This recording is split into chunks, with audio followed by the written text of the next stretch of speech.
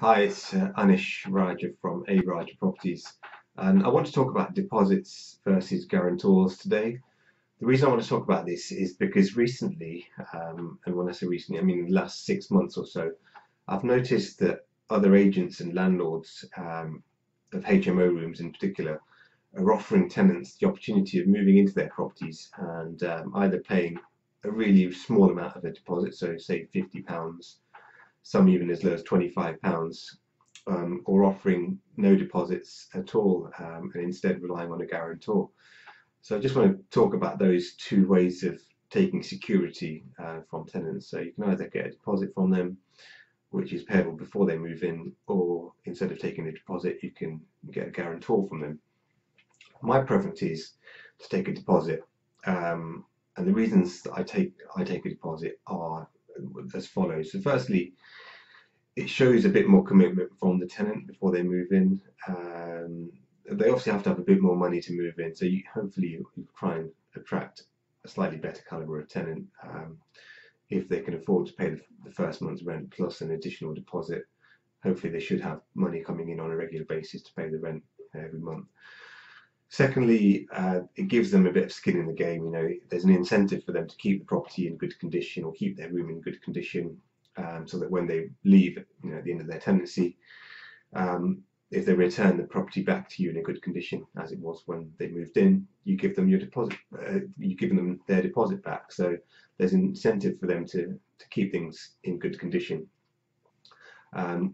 So if you compare that to a guarantor, you don't obviously take any money up front from the guarantor. You just get them to sign a guarantor deed or a deed of guarantee, so that if the tenant then accrues any arrears or leaves the property in a poor condition or needs repairs, then you can go to the guarantor and say, there's X amount of arrears, or there's a damage or disrepair that needs sorting out, and it's going to cost this amount, and hopefully the guarantor will pay. However, there's no guarantee. Even though there is technically a guarantor, there's no guarantee that the guarantor will actually pay. The guarantor could quite easily ignore your messages or demands for payment. And in that case, you've then got to go to court, which can obviously be lengthy in terms of delays, and it can also cost quite a bit of money. So you could end up having to pay court fees and legal fees to recover money from the guarantor. So my preference is to take money and hold it as a deposit from the tenant. That way, at the end of their tenancy, if there are any damages or if there are any arrears, you can claim on the deposit. So in my situation, I'll give you a couple of examples. Last year, so in 2018, I had to make seven separate deductions from 7 deposits. So I had a lot more deposits than just 7, but I made 7 deductions, totaling over £1,200, so over £1,200 of damages or arrears that I had to claim from deposits. So that's quite a substantial amount of money. One instance was over £500, so quite a lot of money from just one deposit alone. If I didn't have that deposit, and if I had guarantor instead, who's to say whether that guarantor would have paid that amount of money to me upon demand, whereas it was a lot easier for me to then claim against the deposit. So that was last year. This year I've had to claim on 6 separate deposits, and we're in November, so hopefully there won't be any more, but 6 separate deposits I've had to claim against. The total amount has only been just over £240, so it's been a lot lower this year.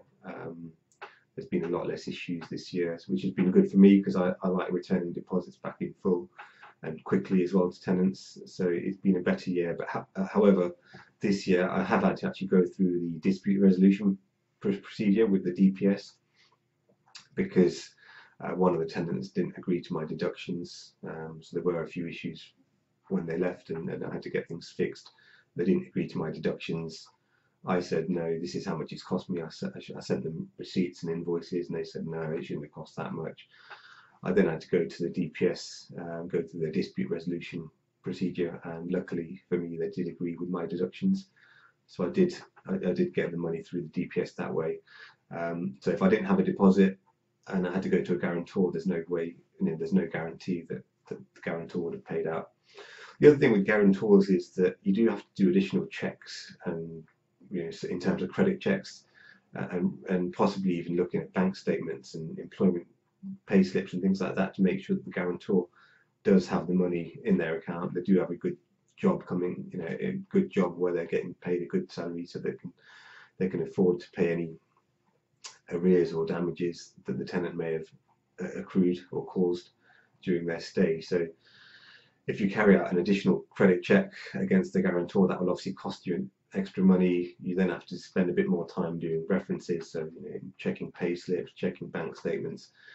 And just like tenants, guarantor situations can change as well. So whilst they may be in a good job or may have a home, when the tenant moves in, things can change over time. So if the tenant stayed in your property for 2 years, over 2 years, the guarantor may have lost their job or may have sold their house and gone into rental accommodation, and so obviously your guarantee becomes less, I don't know, financially strong. I'd say it's not as strong as it would have been if the guarantor had a home that they owned, or if they're in a good job. So things can change over time, whereas a deposit, will stay in your account, will stay in the relevant scheme for the duration of the tenancy.